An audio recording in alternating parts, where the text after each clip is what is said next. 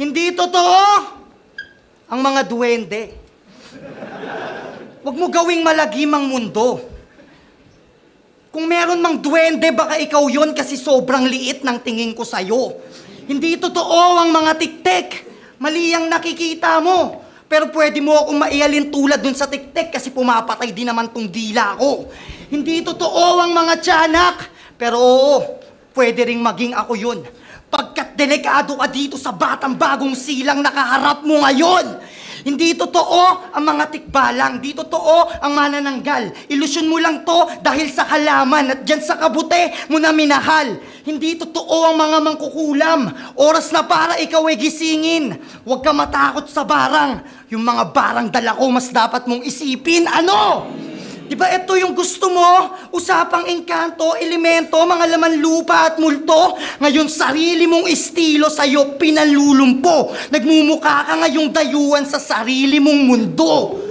Pero sabi nila kapag Tagalog daw mahilig sa pagpag. Pues sige sa akin, babagay ito. Huwag kang mag-alala. Magpapagpag din ako pagkagaling ko sa lamay mo. Ano? Pamahiin ba, pues? Pupunta ako sa mismong burol mo sa ayaw mo't gusto. Pagbababariling ko yung mga kapatid mo mula panganay hanggang bunso. At saka mo sabihin hindi pwede magpula sa lamay pag naliligo na sila ng dugo. Ano? Imagery ba, pues? Babaldahin ko yung paa na mama mo na walang kalaban-laban.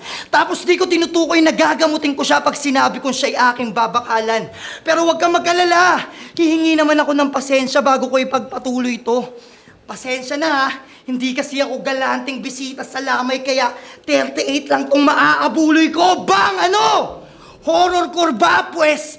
Yung mismong labi mo papakain ko ng sapilitan sa mga bisita tarantado. Tapos pag merong ayaw sumunod, babariling ko sa ulo sigurado. Para di ka na panay reklamo na underrated ka masyado. At least kahit papano naranasan mong kagatin ng tao. Ano? Tuloy pa!